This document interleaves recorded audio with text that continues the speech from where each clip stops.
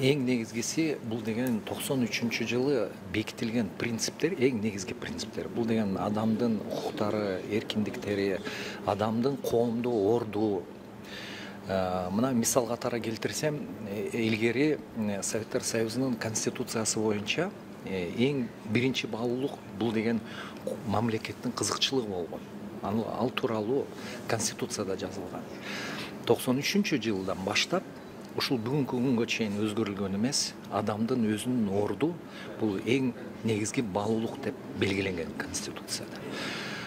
Бардык мамлекеттик органдар болобу, коомдук уюмдар болобу, анын бардыгы ошол баалуулукту эске алып туруп, ошого гана иш алып барыш керек.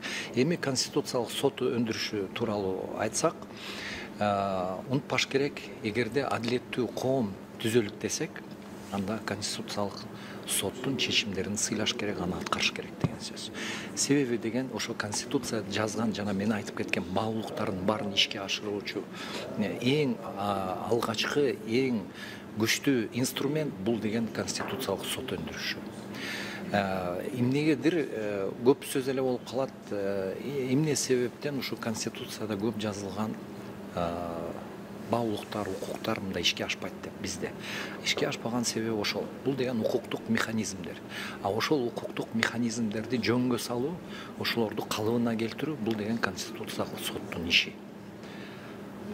Анын ушу конституциялык соткочу канча кайрылуу же болбосо мындай арыз түштү, анын канчасы кандай маанайда жарандардан же болбосо мамлекеттик жана бийликтердин ыйгарым укуктарынын ортосунда маселеден дейби эле кандай мүнөздөгү кайрылуулар келет силерге же арыздар? Негизи мындай айтып кетиш керек. Негизи эле айтып калышат канча иш каралды. Бул деген немеде эмес. Бул эң негизги маселе эмес да. Конституциялык сотто бир маселе каралышы керек болсо, балким сот системасында да миңдеген иштерге тете болуп калышы ыктымал. Ошол кандай маселенин ошол кандай кымбаттуулугу, ошонун өзгөчөлүгү, ар бир чечим конституциялык соттун бүт коомго тиешелүү.